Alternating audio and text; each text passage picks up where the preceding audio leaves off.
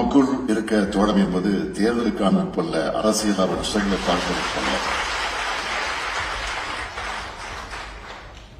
நமக்குள் இருப்பது கொள்கை நட்பு, கோட்பாடு நட்பு, லட்சிய நட்பு. இதுதான் பலருக்கு கண்ணை உறுத்துது. அதிலே மாண்புமிகு எதிர்க்கட்சி தலைவர் திரு பழனிசாமி அவர்களுக்கு அண்மையில கம்யூனிஸ்ட் மேல பாசம் பூத்துக்கிட்டு வருது. நாட்டில் யார் யார் எதை பேசுறது இல்லை என்றெல்லாம் பேச ஆரம்பிச்சுட்டாங்க. அடிமைத்தனத்தை பற்றி பழனிசாமி அவர்கள் பேசலாமா? கூட்டணி இருக்குன்னு அவங்க சுட்டி காட்டாமலும் இல்ல, அவங்க சுட்டி காட்டுறாங்களான்னு நான் புறக்கணிச்சதும் இல்லை.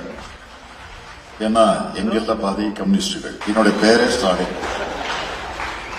நட்பு சுட்டலது உள்நோக்கத்தோடு பரப்பப்படும் அவதூறு எது எங்களுக்கு பிரிச்சு பார்க்க தெரியும். கொள்கை தெரிவும் நட்பின் புரிதலும் கொண்டவர்கள் நாங்கள் என்பது அடையாளம் தான் இந்த மேடை.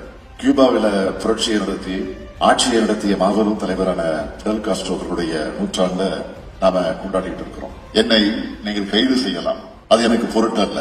வரலாறு என்னை விடுதலை செய்யும்னு நீதிமன்றத்தில் சொன்ன பிடல் காஸ்ட்ரோ அவர்களை வரலாறு விடுதலை மட்டும் செய்யல, உலகையே கொண்டாட வச்சிருக்கு. பிடல் காஸ்ட்ரோவின் வரலாறும் முழக்கங்களும் இப்ப உலகம் முழுக்க தேவையா இருக்கு. பிடல் காஸ்ட்ரோ அவர்களின் நூற்றாண்டு விழாவில அவர் புகழ் வாழ்க வாழ்க வாழ்க என்று வாழ்த்தி ஏகாதிபத்திய சதி செயல்களை எதிர்கொள்ள நாம் அனைவரும் ஒற்றுமையுடன் இதே தோழமையுடன் என்னாலும் இருப்போம்.